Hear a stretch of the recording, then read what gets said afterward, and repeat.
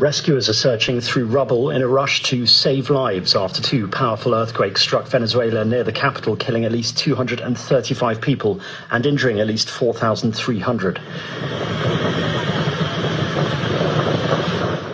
In Caracas and the nearby coastal city of La Guaira, people could be heard calling for help from under the debris of collapsed buildings. More videos have been emerging showing the chaos as buildings collapsed with people running for cover. Both 7.2 magnitude and 7.5 magnitude quakes occurred close to the surface, making destruction more severe. Many more people are feared dead, with others left homeless or too afraid to stay in damaged, unsafe buildings, sleeping in the streets after the disaster. I had an opportunity to talk earlier this morning with Delcy Rodriguez, the acting president. We're obviously awaiting we're already deploying search and rescue teams from Fairfax County, Virginia, and Los Angeles. There'll be some others we'll add. That's their most immediate need right now is search and rescue efforts. They have a bunch of collapsed buildings, and so they'll need a lot of help in terms of digging through that. International support is rapidly mobilizing, including incoming urban search and rescue teams from different countries and multiple offers of assistance from across the region and beyond. Our emergency relief coordinator, Tom Fletcher, said in a statement this morning that we and our humanitarian partners are fully mobilized to support the people of Venezuela. UN agencies are mobilizing assistance and will deliver support as quickly as possible. The UN's International Maritime Organization has paused the planned evacuation of more than 11,000 sailors stranded in the Strait of Hormuz after a cargo ship passing through the waterway was attacked.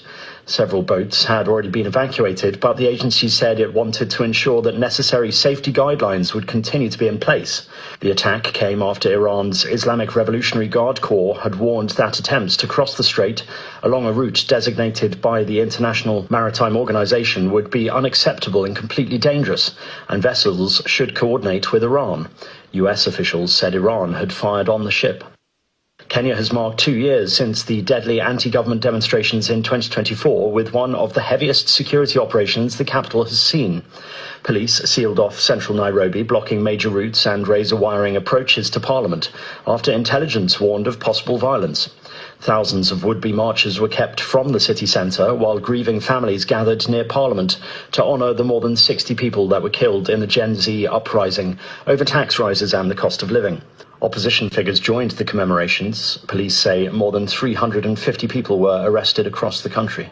India is grappling with one of its driest starts to the monsoon on record, raising fears for farmers and water supplies. Forecasters say the country received barely half its normal rainfall in the first 3 weeks of June, leaving a deficit of nearly 50% and what experts believe could be the driest June in more than 100 years. Some states have fared far worse, with Maharashtra running an 85% shortfall and Gujarat not far behind.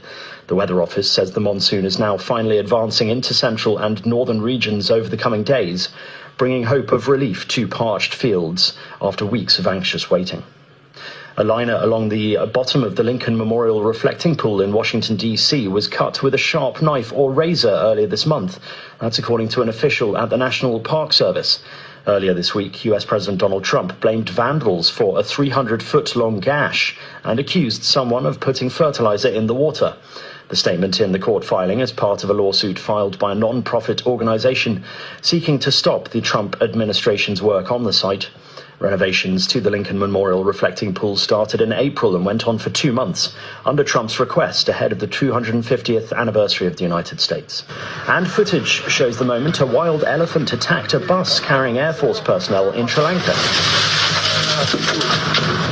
The incident happened in Kirinda, a town in the island's southern province, on the 23rd of June.